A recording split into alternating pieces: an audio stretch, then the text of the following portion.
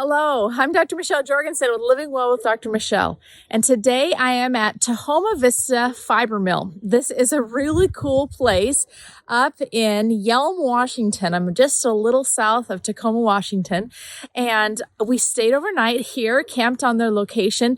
This is an alpaca farm that also processes fiber from alpacas from their farm as well as other small farms around. There aren't very many mills like this in the U.S., and so they're quite unique.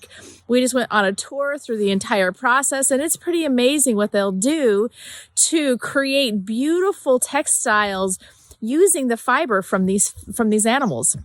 They take amazing care of them. They have some rescue animals here, and it's just a really cool place to bring your family and learn a little bit more about alpacas. I loved talking with them as well about the way that they're living self-sufficiently here. They have a family business. They have multiple family members that actually work for them, and this is their full-time job, what they do.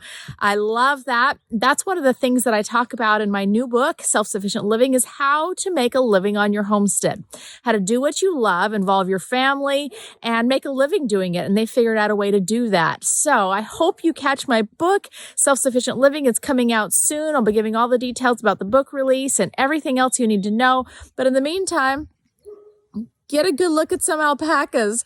These guys are so cute. We were able to feed them. We learned what happens, why and what you need to do to make sure you don't get spit on, all kinds of things. And they were just roaming around with us all day long while we've been here camping. So hopefully you have an opportunity to visit sometime, and make sure to check out all the information about self-sufficient living coming out soon from Living Well with Dr. Michelle.